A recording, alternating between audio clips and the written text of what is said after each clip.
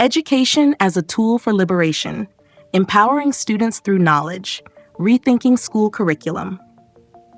I would suggest that we stop viewing education as a system that reinforces hierarchy and compliance, and start recognizing it as a means of empowerment, self-awareness, and critical engagement.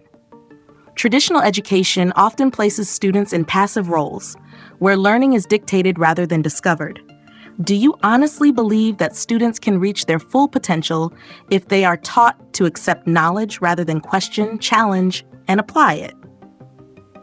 1. Personal self-awareness and personality development. Liberation begins with self-awareness and self-discovery. When students understand who they are, how they think, and what their strengths are, they become active participants in shaping their own learning journey. Tools like NLP, MBTI, and Enneagram can help students recognize their unique cognitive and emotional patterns, allowing them to challenge societal expectations and pursue learning paths that align with their intrinsic abilities. A truly liberating education does not impose a one-size-fits-all approach, but nurtures each student's individuality. 2. Geology and earth sciences. A liberatory approach to earth sciences should go beyond rote memorization of climate data and geological facts. Instead, students should engage critically with environmental justice issues, understanding how industries, policies, and economic structures impact ecosystems and communities. A hands-on curriculum that includes sustainability projects, urban farming, and climate action initiatives helps students become agents of change rather than passive observers of environmental destruction. 3. Food, drink, and clothing industry awareness. Education should not just teach students to consume, but to question the systems behind what they consume. A truly empowering curriculum should expose students to ethical considerations in food production, supply chains, and the global fashion industry. Instead of simply learning about nutrition and textiles, students should engage in discussions about labor rights, sustainability, and corporate ethics. Education that fosters economic and consumer awareness enables students to make conscious, socially responsible choices rather than being manipulated by market-driven narratives. 4. Social awareness and community engagement. True education does not isolate students from the social realities of their communities. It connects them deeply to issues of justice, equity, and activism. Instead of promoting blind obedience to authority, a liberatory education encourages students to engage in social work, analyze systemic inequalities, and take part in grassroots movements. When students actively participate in community-driven projects and civic action, they stop being spectators of injustice and become catalysts for meaningful change. 5. Science and mathematics. STEM education should not be a neutral or detached discipline. It must engage with real-world problems.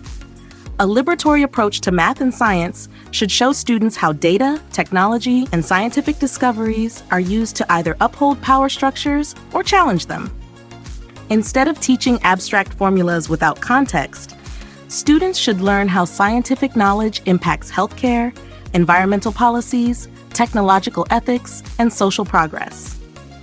When students see math and science as tools for liberation rather than just academic exercises, they develop the ability to challenge misinformation and advocate for evidence-based solutions. 6.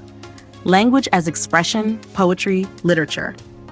Language is one of the most powerful tools for liberation. It can either silence or empower voices. A curriculum that focuses only on classical literature and standardized grammar fails to recognize the power of storytelling, poetry, and multilingual expression as forms of resistance. Students should be encouraged to read and write from diverse perspectives, explore marginalized narratives, and challenge dominant cultural norms through creative expression.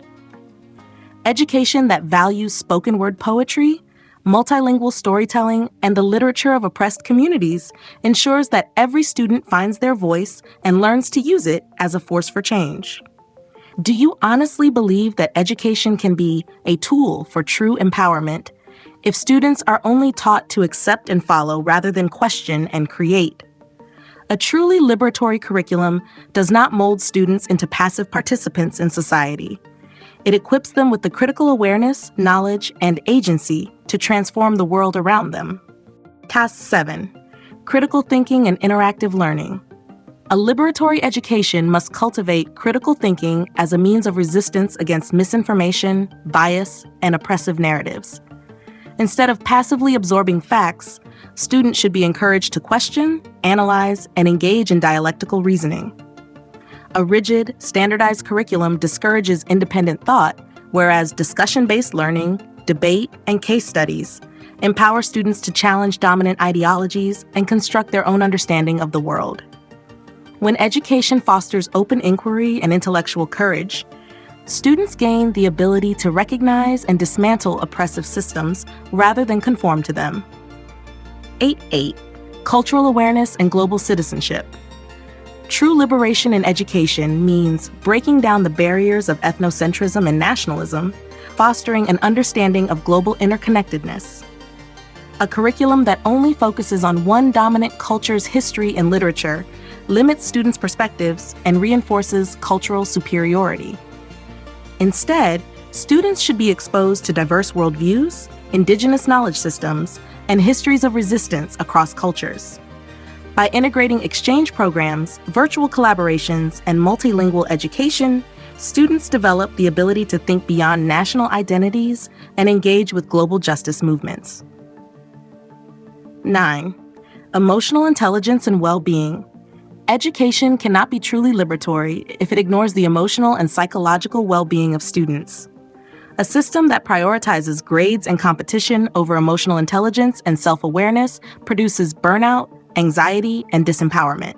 A student-centered curriculum should incorporate mindfulness, self-reflection, and emotional regulation techniques, ensuring that students develop resilience, empathy, and a deep sense of self-worth.